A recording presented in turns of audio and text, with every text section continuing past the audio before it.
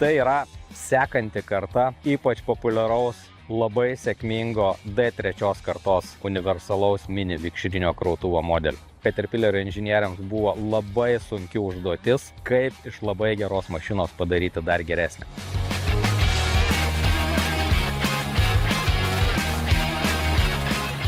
Tie stebuklai prasideda nuo kabinos. Pavyzdžiui, senos kartos mašinoje lipant į kabiną buvo aukščio skirtumas.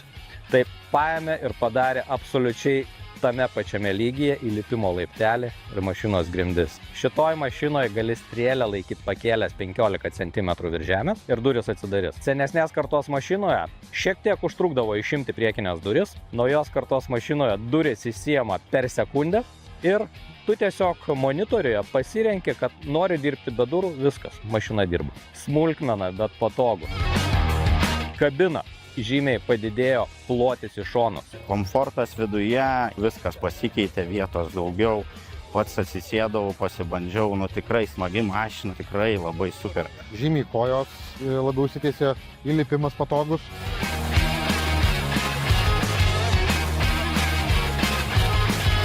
Pasikeitė valdymo svirtis. Anksčiau valdymo mygtukai būdavo išdėstyti kabino šone. Dabar visi valdymo mygtukai yra arba ant svirtelių, arba išdėstyti ant priekinės panelės. Valdymo sprendimai tai tikrai yra tobulėję. Suktis kelt rankų, tai gal nereikia. Viskas padaryta, kad tik tai darbus, kuo geriau. Kaip sakykime, sėdėm prie kompiuterio ofise ir maigom klaviatūrą. Tai lygiai taip pat ir čia. Ant naujos kartos monitorius. Kokybiškesnis vaizdas iš galinio vaizdo kameros ir su šoninio vaizdo kamera.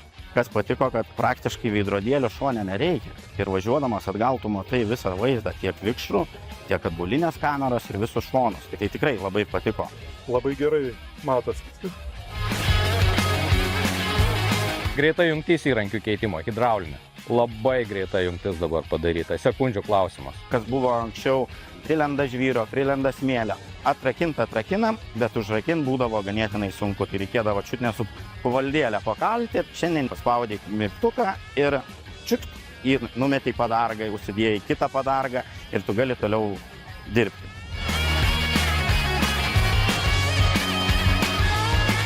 Visiškai naujos kartos originalus Caterpillario variklis. Pačio Caterpillario sukurtas, pačio Caterpillario gaminamas. Ekonomiškas, sukimo momentas labai didelis. Mes bandėm čia įvairaus statumo rampas. Kad į kalną tai pakyla, nežinojau, stabilumas yra ir jaučiasi, kad jėgos netrūksta. Tu kiek duosi, tiek važiuoja.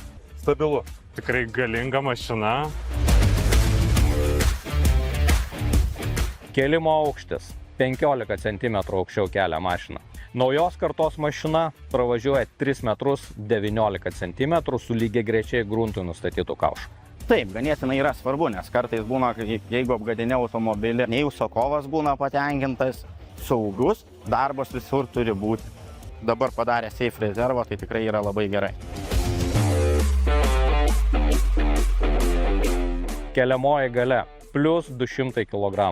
Mes bandėm su 2 tonų šulinio žiedu. Jeigu senos kartos mašina jau šiek tiek ant nelygaus paviršiaus pradeda kiloti galą, tai su šitą mašiną naujos kartos galima drąsiai dirbti. Galvojau, kad nepakelt. Šiaip nustebino, nes 2 tonos jau yra svoris. Dažniausiai vežiojam, kilojam trinkelių paletės, ten tona 600, bet 2 tonos, tai manau labai super. Jausmas geras, sveikatos yra. 360 laipsnių aplink mašiną darbo zonos apšvietimas, LED. Pasikeitė pakabos konstrukcija. Pakaba sumontuota per balansyrus, jinai važiuoja per kliūtis ir mašina nesiūbuoja. Senosios kartos mašina, sakysim, staigiai stabdant, jinai svyra į priekį. Caterpillaris ištaisė, yra pakeistas vikšrų įtempimo mechanizmas. Stabilumas yra, manau, ir operatoriam, ir viskam yra tikrai geriau, patogiau. 265 mašina gera, tai faktas.